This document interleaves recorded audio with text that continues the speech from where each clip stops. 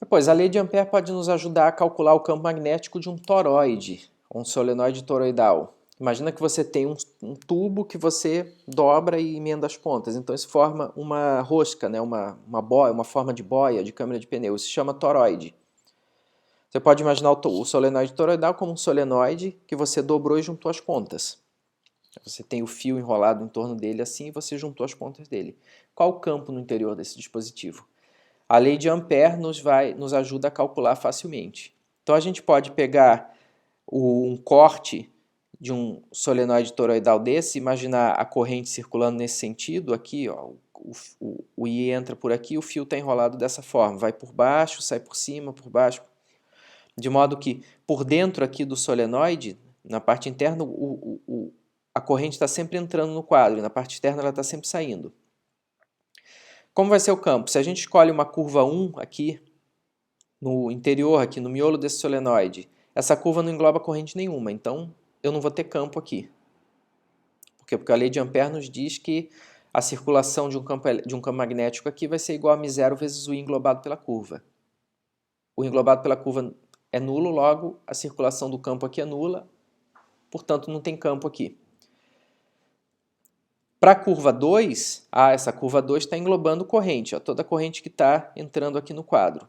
A curva 3 está englobando mais corrente ainda, porque ela está englobando tanto as correntes que entram quanto as que saem.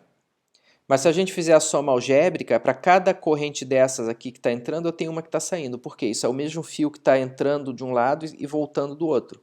Então, ao longo dessa curva 3, que é a mais externa, a corrente total englobada por ela vai ser zero. E eu não vou ter campo também fora do solenoide toroidal. Eu só vou ter campo dentro dele. Então a gente pode usar a curva 2 para determinar o campo magnético no interior dele, o módulo do campo. Num solenoide, a gente já viu que o campo acompanha o quê? O eixo do solenoide. Então, se a gente dobra esse solenoide formando um toroide, a gente vai ter as linhas de campo, os vetores campo, né? Sempre tangenciando aqui a curva 2, no interior dele. Ou seja, eu vou ter novamente aquela situação em que o B e o DL são paralelos e o produto escalar entre B e DL se torna trivial.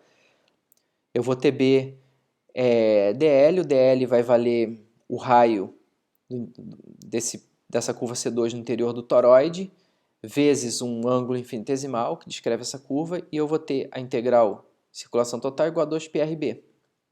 Isso vai valer o quê? Vai valer μ0 vezes NI. Se eu tenho N espiras, N voltas de fio nesse toroide, eu vou ter N vezes a corrente passando num dos fios aqui dentro dessa curva 2. Então o resultado da circulação vai ser μ0 NI.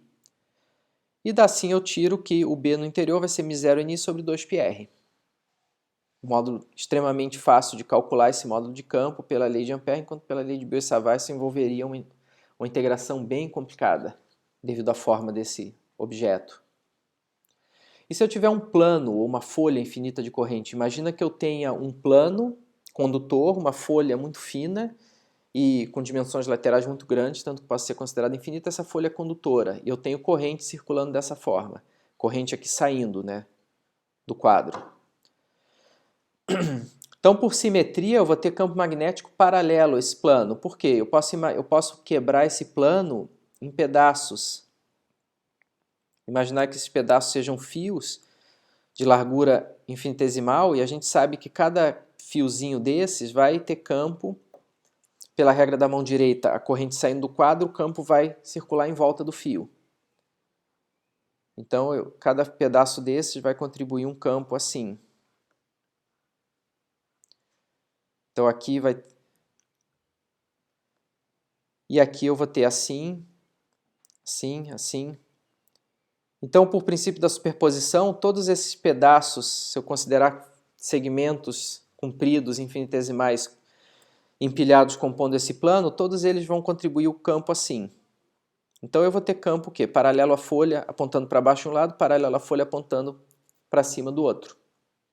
Como a folha é infinita, eu posso sempre obter esses pedaços, eu posso sempre obter pedaços de folha, segmentos de folha, para, por princípio da superposição, reforçar essas componentes de campo paralelos e anular componentes de campo que não sejam paralelas.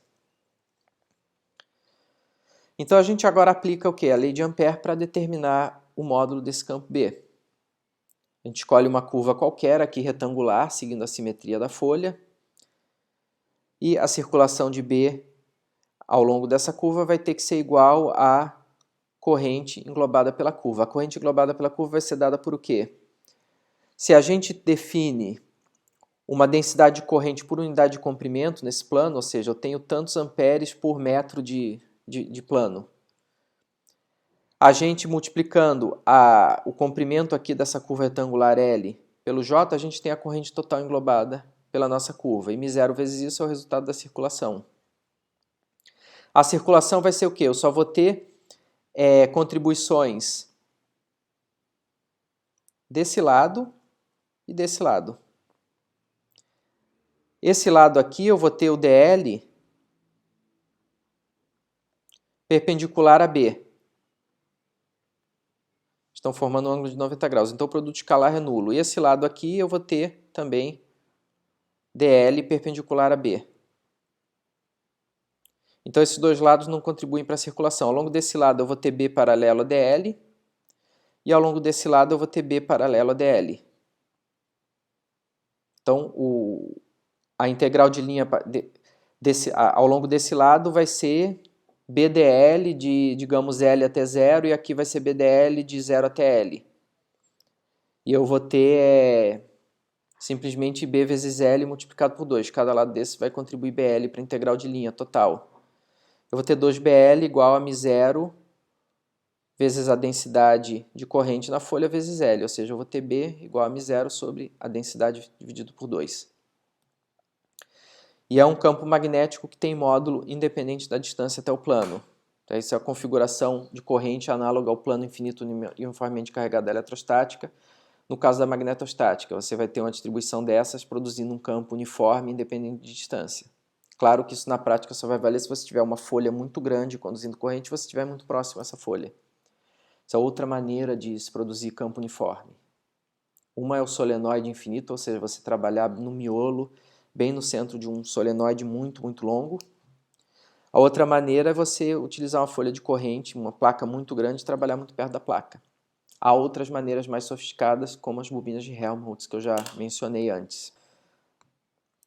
Aqui a gente fecha a parte de lei de Ampère e suas aplicações através desses exemplos, e o resto do capítulo vai envolver uma discussão qualitativa, geral, sobre materiais magnéticos. Da mesma forma que foram discutidos dielétricos e alguns materiais submetidos a campo elétrico e como eles se comportam, a gente vai discutir um pouco isso no caso do campo magnético agora.